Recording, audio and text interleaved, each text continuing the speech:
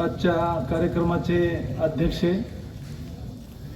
सर्वांचे परिचित आपले धोंडीबा मिस्त्री सर, आजचे सत्कारमूर्ती रामदास पाटील सुमटानकर सर, मंचावर उपस्थित राजेश चुना सर, संजय भाऊ, बालाजी पाटील, त्याच्यानंतर आमचे विष्णू पाटील व माझ्यासमोर जरी बरेच उपस्थित आहेत, भरपूर पदाधिकारी आहेत, ते सर्वजण. खरंच आता भरपूर वेळ झालेला आहे, मी 2-3 मिनिटांमध्ये उरकून घेतो आहे.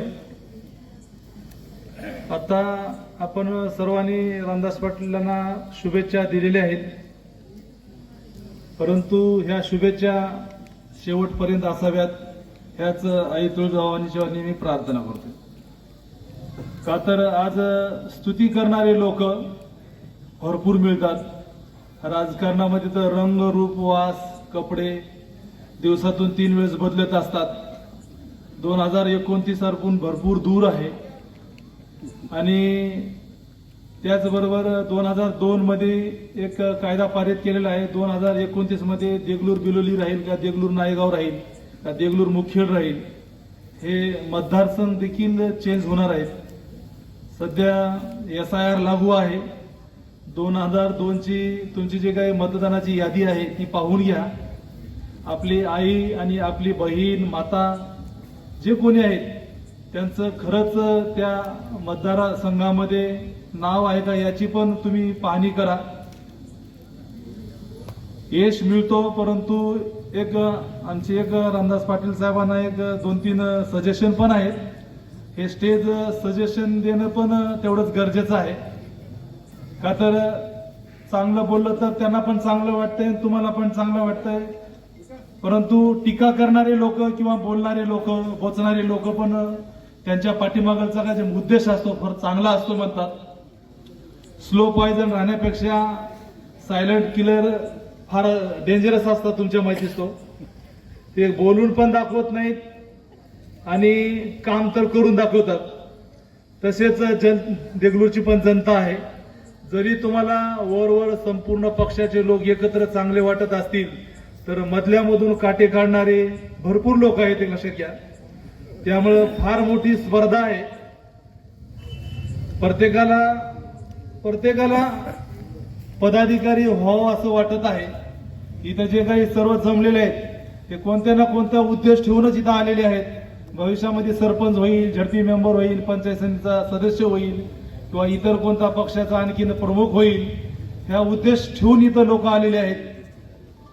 तर मी सर्वप्रथम पाटील साहेबांना तुमच्या सर्वांचा आशीर्वाद राहावा म्हणून आपण सर्वांनी जय हो एवढा शब्द म्हणायचे आहे.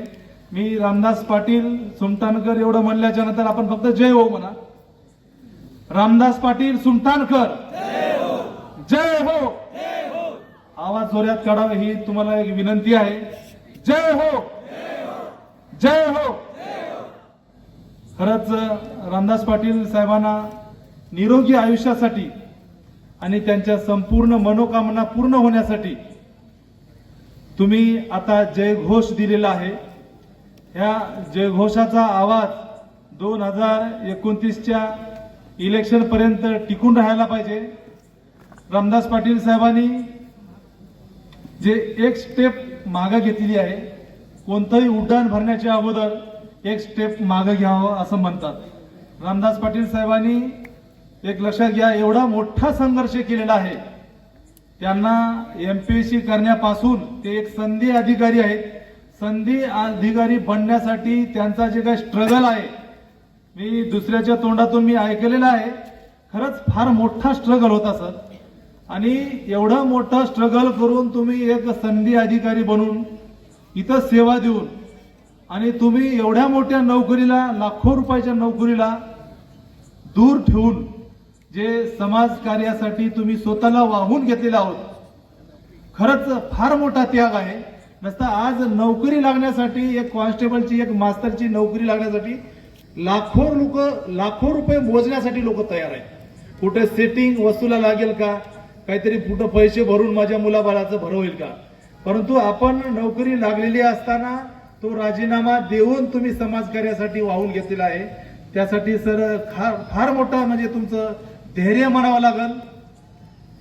त्याच्यानंतर दुसरी गोष्ट आली सर, आता एवढी मोठी नोकरी सोडून देऊन तुम्ही तुमचे जे काही स्वप्न आहे त्याच्यासाठी एक मला एक छोटस एक म्हणायचं आहे की वेल बिगॅन इज हाफ डन.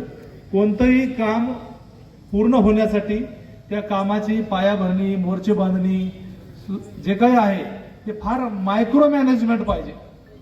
प्रत्येक गावामध्ये आपला माणूस आतापासूनच पेरून तो माणूस हा शेवटपर्यंत अज्ञातच राहिला पाहिजे, असं एक माझं एक तुम्हाला सांगणं आहे. तो माणूस इथल्या सभेमध्ये दिसता कामा नये. एवढंच खरं आहे. इथं जळणारे लोक भरपूर आहेत. जाळ लावायची गरजच नाही तुमच्या माहितीच. कोणाची प्रगती तर देखवतच नाही तुमच्या माहितीच. घर जाळण्यासाठी काही गरजच नाही.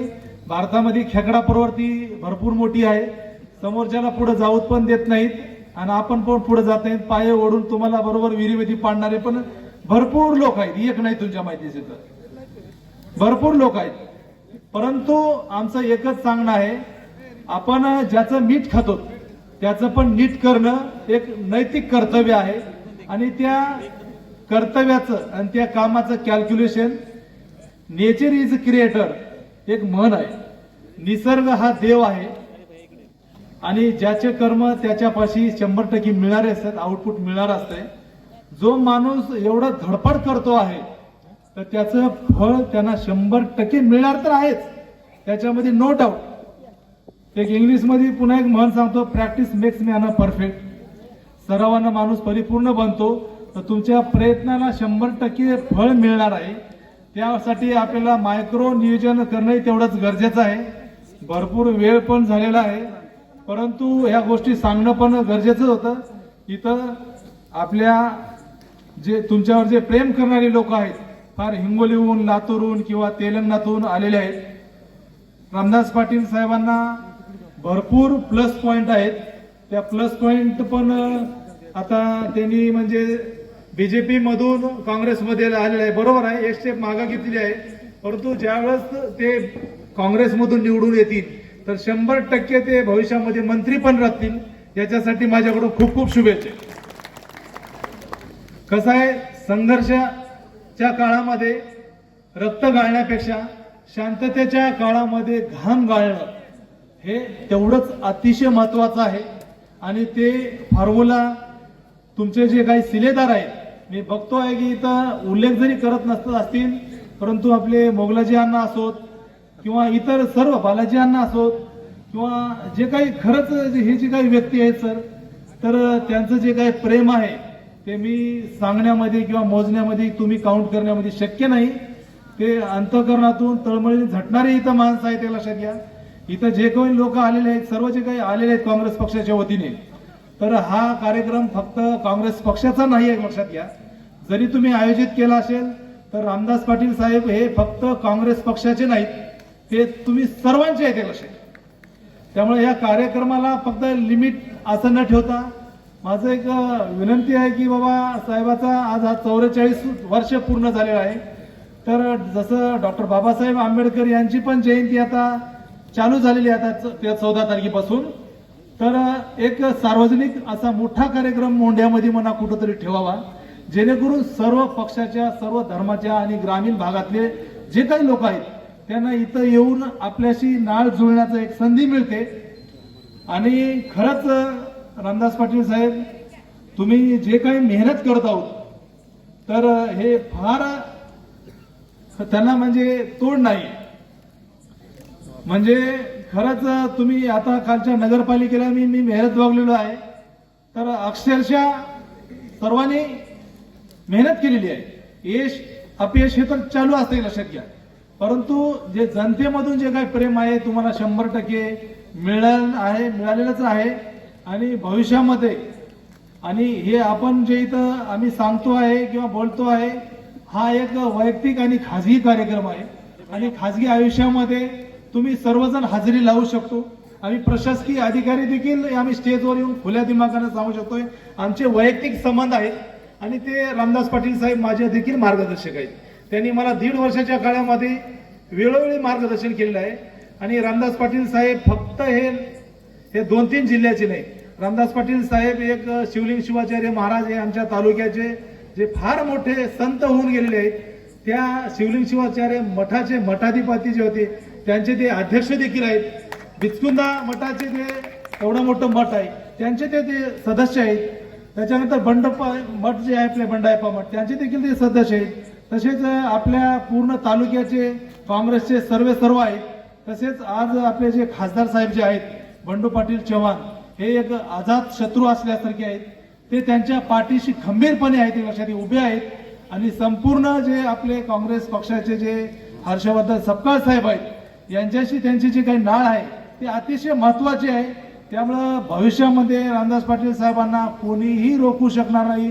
त्यांचं जे काही जे कॅल्क्युलेशन आहे, त्यांचं जे काही जे मतदार म्हणलं तर 40% लोकसंख्या आहे. आणि त्यांनी फक्त जर मनावर जरी घेतलं तुमच्या माहितीच तर, आणि त्याचबरोबर जर कास्टचं जर पॉप्युलेशनचं जर बघलं तर वाणी समाज देखील तुमच्या माहितीचं इथं भरपूर आहे. जवळपास म्हणजे 60,000 लोकसंख्या आहे.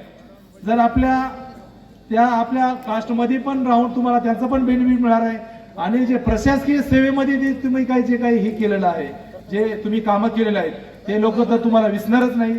आणि त्याचबरोबर तुमचं एज्युकेशन पण या एरियामध्ये झालेलं आहे, मरखेल आणि देगलूरमध्ये. त्यामुळे सर तुमच्या संपूर्ण प्लस पॉईंट आहे. त्याच्यामुळे देगलूर मुखेड काय, देगलूर नायगाव काय आणि देगलूर बिलोली काय, मतदारसंघाची पुनर्रचना जरी झाली तर तुमचा जे काय अश्वमेघ आहे, कोणता मायचा लाल पण रोखू शकणार नाही. याच्यासाठी तुमचे फक्त आशीर्वाद पाहिजे. आणि हे आशीर्वाद कायमस्वरूपी असावेत हीच मी आई तुळजाभवानी चरणी प्रार्थना करतोय.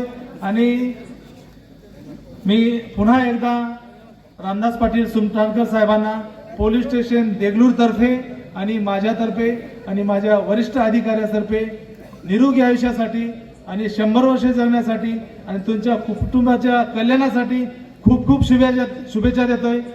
एक मन म्हणले होते, चांदनी चांद से होते है सितारों से नहीं, प्यार एक से होता है हजारों से नहीं.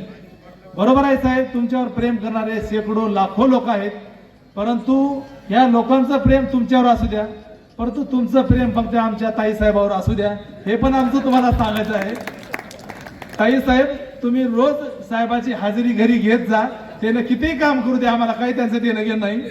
रामदास पाटील साहेबांनी रोज संध्याकाळी हाजरी आपल्या घरी लावावी आणि कुटुंबियाला पण थोडा वेळ द्यावा, हीच मी एक इच्छा व्यक्त करतोय. आणि एवढं लांबत गेलेलं भाषण आमच्या अध्यक्ष मिस्त्री साहेबांच्या परमिशनने आणि संपूर्ण आपल्या तुमच्या परमिशनने मी इथं थांबवतो. पुन्हा एकदा आपल्याला उद्घोषणा करायची आहे. मी फक्त रामदास पाटील जय हो म्हणतो, आपण फक्त जय हो म्हणायचं आहे. रामदास पाटील जय हो, जय हो, जय हिंद, जय महाराष्ट्र, जय संविधान.